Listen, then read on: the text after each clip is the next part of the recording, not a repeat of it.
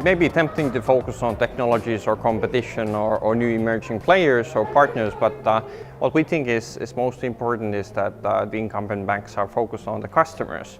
Because in the end, the customers will decide which services they will be using, and the customers may flee to other banks or other new service providers unless we stay competitive with our customers. So we're trying to optimize the customer value that is created with the new emerging technology, and to do that we research customer needs and obviously choose from the options that are available, including the various startups available in fintech scene.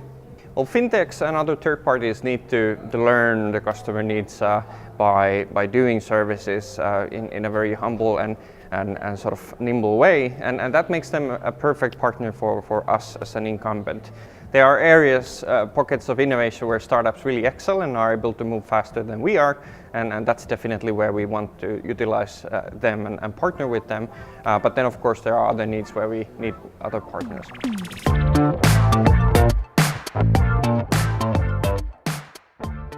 Open banking in Nordea started before PSD2 as an opportunity-oriented initiative. I mean, answering the question, how will we be profitable as a transaction bank in 2020? And that's how we see it, that for us it's getting up to the next technology level. I think many banks now are at a crossroad where it's a pretty risky situation. So if you are reactive to what is happening, you might end up as a dumb pipe, and you have lost the customer-facing position. And the only way to hinder that happening is actually to be proactive and utilize this regulatory change and also this new technology to your own favor. We are very much looking into partnerships which will help us to create the next generation of corporate services.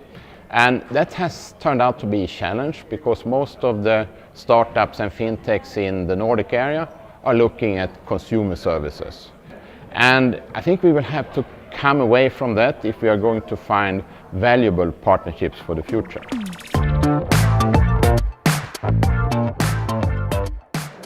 We at BBVA, we understood at 2006 or 2007, a very early stage, that this digital transformation that was happening in other industries like the photography, the music, and the film and the contents was going to happen eventually in the finance industry and the insurance.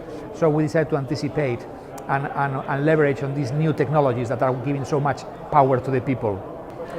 Digital ecosystems are evolving rapidly into platforms, into artificial intelligence-driven platforms where they get the most out of data. And the most successful business models, Airbnb, Uber, Facebook, Spotify, they are platforms that connect together supply and demand, and where intermediaries play a different role.